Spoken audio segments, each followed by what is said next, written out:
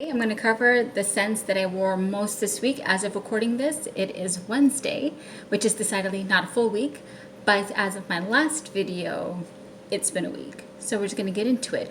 But today, I won't be cooking. I'm really not hungry, so I'm just going to decapitate more roses, and you'll keep me company while I'm doing them. And I'm just going to put this in this sieve and just play around with it later. But while I'm with you on camera, I'm just going to peel it back as I'm talking. So hi Habibi, welcome back to the channel. Thank you so much for being here. I always appreciate you. And for the first one I wore the most, I'm not going to go in chronological order because quite frankly I won't remember which day corresponds to what perfume, so we're just gonna kind of grab and go. So the first one I'm going to talk about is Thomas Kosmala here. It's a brand from London, I believe. It's a really underrated brand, at least here in America. I'm not sure why, but I love this one. And specifically the one I'm talking about is Sport number 4. I have the original number 4 Après l'Amour, and that one's done. I enjoy just wearing it. It's easy peasy. It's a musky scent. So this is a little bit of a twist on that one. Actually, it's a lot more of a twist. Oh my God. So to kind of give you an idea, so the original Après l'Amour is musky, primarily musky. There's no ambergris note listed in there, but I sense that there is an ambergris note in there. And a little bit sweet, but not cloying. People compare it to Baccarat Rouge, which I don't quite agree with, but I can understand where they're coming from. I think there may be a little saffron in the original one. So the reason why I'm describing that one, because it has the base of that one, but it also does its own thing, and I absolutely adore it. And this one sounds exactly what it is, Sport. I like it when the bottle and the name and all the colors and they match and it makes sense. There is something on the opening. I don't remember the notes, but when you first spray it, actually I'm not cooking, so let's spray here. Dang, that is so freaking good. Oh my God. Okay. So there's, I'm assuming some kind of grapefruit in there, but it's not prickly because grapefruit can sometimes come off a little sulfuric. And there is a bit of bitterness, but somehow it's balanced by the right amount of sweet and the musk and that skin-like ambergris. And there's also, it feels like there's lemon. Okay, you know a lemon? When you peel back the zest, and then you have the pith part, the white part of the pith right underneath the zest. So as if you took the zest of the lemon, the pith of the lemon, and then put it in there. And there's also, yeah, it's pretty straightforward. So it's like grapefruits, a little, I wouldn't say candied grapefruit because I hesitate to say that because I feel like it's going to make it sound sweet, but definitely a little bit sweetened, and it has immense longevity and projection, and obviously compliment getting, whether or not you want it, you're going to get it. Thomas Kosmala is a super underrated brand here in America. I'm not sure why. And reasonable pricing with or without a discount. And ironically, choppy chop, I talk too much. Ironically, it was actually my mother that put me onto this scent. She had smelled someone wear it, not this one, but the original number 4. And then told me about it. I was like, what? So yes. Anyway, Thomas Kosmala number 4 Sport. Look into it. This is a limited edition, but I think, for my opinion, I've tried a lot of musk dominant scents, and I feel like Thomas Kosmala Après l'Amour, and I guess this by proxy, is one of the best musk scents I've ever smelled in terms of the blend of it and the projection and the quality for money and all the things. So Après l'Amour, if you love musk scents and you love compliments, or you don't, or whatever, you're gonna get them anyway, you should definitely look into it. Okay, the next one, wait, hold on, wait, okay, chopping off heads, right, chopping off heads. So the next one, let's see, yes, okay, so this is my first Cartier perfume. I don't know what took me so long to try one. I think Justin had posted that this discontinued one had come back temporarily on, I forgot the name of the website, but whatever. It was the first time shopping there. That's probably why it doesn't, I'm not quite remembering. I think it's a Canadian brand. Anyway, and I had been wanting to try this for a while, and And I quickly jumped on it. I was like, okay, let's just do it. Let me just remind myself here. And I've been wearing this a lot, if you can tell. I don't know if you can tell right there. Oh, okay, here we go. Okay, so, wait, let me turn on more light. Hold on. Okay. Yes, okay, so now what this is, it's a rose prominent scent, but it's not rosy, but it's rose prominent. Gosh, I don't know why this is just so easy for me to wear. Oh, the perfumer for this is Thomas Kosmala, if I'm not mistaken, and the perfumer for this is Mathilde?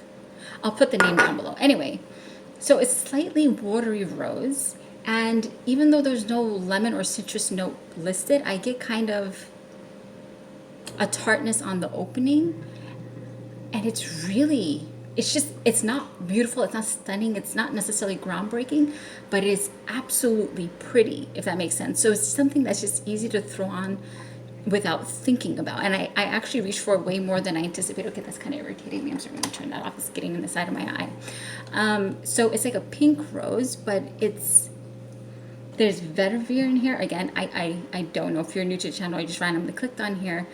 I just kind of smell things as I go along. You can Google the notes if you're that inclined to, but I just literally go with my nose and what I'm smelling here. So I get obviously a rose, give it a bit of spice, get vetiver, something green, but also something spicy. Yeah, definitely lemon. Stays for about from the beginning to maybe the early mid, and then it kind of just blends in. Definitely there's cumin in here. And I had done a short on this that it's kind of reminds me of rye bread in the best way, and rye bread has those caraway seeds on it, so I think that's what's invoking the thought of rye bread. It doesn't smell bready, but you know, when you hold the rye bread to your nose, there's the crust of it untoasted. You get that. I don't, it's hard for me to describe what a caraway smells like unless you smelt it, but it's spicy, but a cool spicy. So there's cool spicy and warm spicy. So the cumin gives it a little bit of heat, but not too much. So even if you're adverse to cumin, or at least you think you're adverse to cumin, I would still, I don't know if I would recommend getting it because it's so hard to find, but I don't know, if you can try it, because I also have a couple of other things in my mind that maybe you could possibly try. Oopsie, chopping off heads here. Yeah, it's just a really pretty scent. I think it kind of shocked me a little bit how much I reached for it. And now this is not the same, but it reminds me of Portrait of a Lady by Frederic Malle. And this kind of leads into the other one that I wore a lot this week. They're not the same, but there's something in there, and maybe the cumin, I don't know, that reminds me of that. So they're not the same, but they're kind of in that same scent family of that particular style of cumin. Yeah, anyway, so it really surprised me by how much I really enjoyed wearing this. And I surprised myself realizing how much I enjoy cumin. And one thing about a side note again here, for cumin, the funny thing about cooking, if you've cooked with cumin or you cook in general, with cumin, it's a funny ingredient to work with. So what happens is if you use too much of cumin, the food will still taste good. The food will still smell good. But all the other spices that you put in the food, it suffocates it. So it kind of dampens and pushes it down. So it's there, but it's kind of struggling to come out. So if we put coriander, for example, it can easily be overwhelmed. Coriander is easily overwhelmed by a lot of things. But if you put cinnamon or cumin or whatever else, I can't quite think right now, any other spice, it will quickly dampen it. You have to learn, in terms of cooking, after playing around with it, the right amount of cumin that, one, makes the food sing, and two, doesn't overpower and overshadow the other ingredients in the food. I'm saying this because it has cumin in there. But that's the thing with cumin. Even if you put too much, that's the tricky thing. It doesn't taste bad. It still tastes good and it still smells good. I mean, if you hyper-focus, maybe there might be a little bit of a slight bitterness, but you would have to like dump the whole freaking thing in there for it to be bitter. But that's the beauty of cumin. I guess the beauty and the bad thing of cumin, because no matter what, it's going to smell good, right? In terms of, you don't have to worry about the food turning bad. but then it quickly suffocates what's underneath it, you know? It's just, cumin fascinates me that way, and I never thought I would enjoy it in perfume, yet here I am enjoying it in perfume. So now the next one I reached for a lot this week, and this is going to be a full bottle. I don't need to explain my buying habits to anybody, but just to note, for the next 2 quarters of this year, I'm not going to buy more than like 3 bottles, and I already know which perfumes I'm going to get. I'm going to allow myself to get, or budgeted, or forecasted myself to get, because I don't really need that much. Other than decants and samples, I don't really want any more full bottles until I feel like I'm ready. So this is going to be one of them. So I say all of that to say this is going to be a full bottle for me.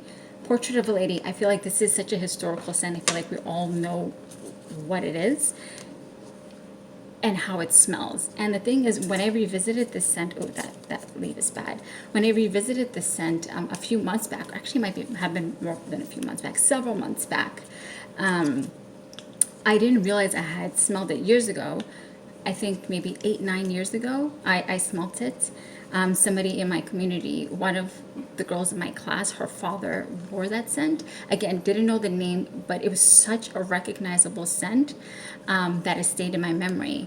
Not in my class, I think, not my class, one of my lecturers. I don't remember, somebody in the community, their father wore the scent, and I loved it. And to give you an impression of the person, he was like a high roller, you know, he was very sophisticated and all that stuff. Yeah, so the scent matched the style. So I archived it, didn't know the name. Obviously, I'm not going to ask somebody's father, because that would be weird. What are you wearing? You smell good. That would really be weird. So I say that to say, skip to a few months ago, looking up Portrait of a Lady, getting a decant so I can smell it, thinking I haven't smelled it. I bloody smelled it. It's amazing. It is this mysterious, oh my God, I don't even have the words quite to describe it. I feel like saying it's sexy is kind of reductive. Maybe powerful might be the word. Like, this will turn heads when you wear it. I mean, I don't know, that's the reason why heads are turning. I mean, people like this, okay? People love this. People like it and love it and will inquire what it is. It's a little, not smoky, it's incensey. Let me just remind myself here.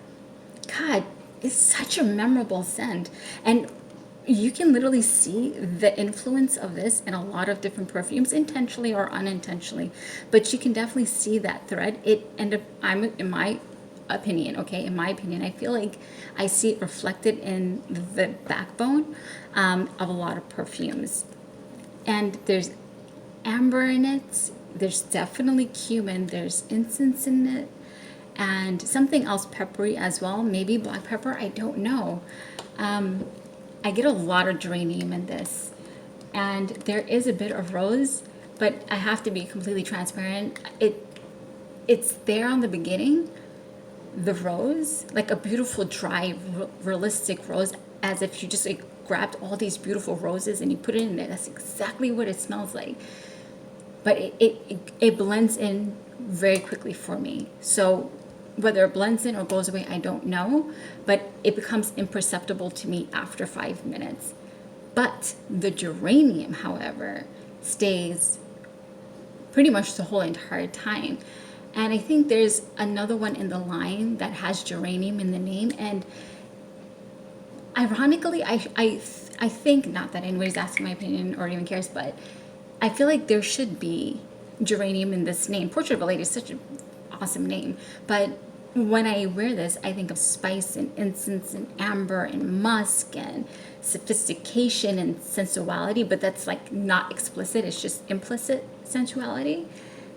And the geranium that's adds a bit of sharpness, but not razor sharp, just sharp to kind of underline the ingredients. It's a masterpiece. It's a masterpiece. It's absolutely gorgeous. And Dominique Roupillon worked on this. This is going to be a full bottle. I know everybody says this is a rose scent, and I've sprayed it over and over and over looking for it, and I see it very much there, but it goes through my hands like sand, and I can only just be honest with what I am perceiving, and it comes and it goes, but that geranium underlines and underscores, absolutely gorgeous, easy for man and for woman. But for woman, you need to have a bit of presence for this, because this is a bold scent. It is a bold, bold scent, and I freaking love it. Freaking love it. Okay, moving on to the next one, and I think there might be vetiver in here. Or I don't know if I'm picking it up from another scent. I don't know, whatever, it's bloody gorgeous. Okay, so the next scent is discontinued, but you can still get it if you pay attention, and it's a budget. Oh, I think this is about 150 to 200 ish, maybe 180. And this is expensive, not the decant, but the actual perfume is expensive. I think it's about 100. Well, at least when I got on discount, it was about 100-ish. And this you can get about for $30. And this is Elizabeth and James Nirvana Rose. This is, if you don't know, the Mary-Kate and Ashley Olsen created this brand years ago, and I believe it was sold at Sephora. I have the white one and the black one, and this one. This one I only recently got in the last... Ooh, I'm sorry, that was really loud. I got this in the... Sorry if you're wearing headphones, that might have been really loud. My bad. That was a mistake. Anyway, it kind of saddens me that they don't make perfume anymore, at least to my knowledge. And it frustrates me that I hadn't gotten my hands on this until, I think, 5-6 months ago, or 4 months ago. Oh my God, whatever. Several months ago. This, I think, oust the white one, Nirvana White. To me, that was my favorite one from them. And this ousted that one. So this is solidly on top of Nirvana White. And they're all beautiful. I'm just saying, it just does it for me. Simple. Geranium, vetiver, and rose. Leaning a little bit masculine, but I feel like women can easily get away with it. That geranium note and that dry vetiver drives me crazy. I freaking love it.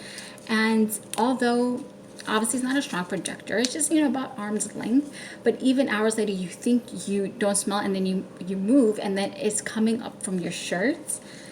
Just bloody glorious. Bloody glorious. And I've been wearing this a lot and having fun with it.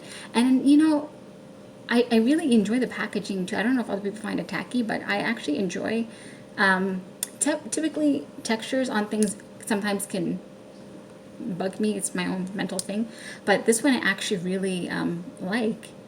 You see that? It's like little ridges, and the simplicity of the thinness, or the sleekness is the word, and just a little name here. And I also found it really endearing that Elizabeth and James, they named it after their brother and their sister. I thought that was really cute. I thought that was so sweet. Anyway, so that's something I've been reaching a lot for lately, and you can get it about $30. And if you love rose, or if your scent preferences are anything like mine, I highly advise that you just go online and put it in your cart, and get it if you can. Okay, so I only have 2 more to cover, so we'll go with this one first. So from the 3 bottles, I'll allow myself for the next 2 quarters to acquire. This is what's in here is going to be, well, not this. Okay, I'll explain. So what's in here? This is a Max Aroma. I don't like to say sample because it's not a sample, it's a decant. So a Max Aroma decant of Amouage Epic Woman. Holy jeez, I freaking love this perfume so much. But I want to preface this by saying when I get a full bottle, it actually won't be Epic Woman. It's going to be Epic 56 Woman, because I feel like that's just more bang for the buck. I just feel like it's heftier and more what I'm looking for. But I'm going to finish this, but I'm going to end up getting that. But they're very similar, very, very similar. But anyway, I'm going to end up getting Epic 6. But what's in here is Epic Woman, the original, but both by the same perfumer, Cecile Zerokian. Anyway, back to this. When I'm saying, even if you think you're not looking for compliments, let me tell you something. This is not a beast, not at all. But it is within like arm's length-ish. You know, when people are in your space or walking by you, or you're walking by people, they're gonna smell this. People freaking love this. They cannot help themselves. They're like, oh my God, you smell so good. What are you wearing? Oh my God, that cologne. Well, one lady, I think she just didn't know what else to call it other than cologne. But I want to be very clear, this smells like more feminine leaning, because I think that was the only word, because the only English word she could have used to describe it. So I think it just might have been a language barrier thing. But everybody freaking loves this. They come close to me or in my personal space, or they're talking to me, and first question, you smell so nice. You smell so pretty. Oh my God, you smell so elegant. This. And I don't spray more than maybe 4 or 5. Anyway, God, this is so freaking good. It's like a green rose with a little bit of spice, maybe some animalics in the back. Hold on. Oh, I have a cut here. I don't want to spray it on that. Maybe here. I'm gonna smell crazy. I'm gonna hop in the shower after this anyway, so it's okay if I smell a little crazy. Oh, geez. Okay. I think there might be a cumin in here as well. Oh my goodness. What am I doing? Focus. Okay. So there's a bit of spice, geranium. I feel like there's geranium in here and a bit of woodiness, but I feel like that woodiness is actually maybe vetiver, and there's a bit of fruit in there, but doesn't make it sweet. It just adds this other layer of dimension to it.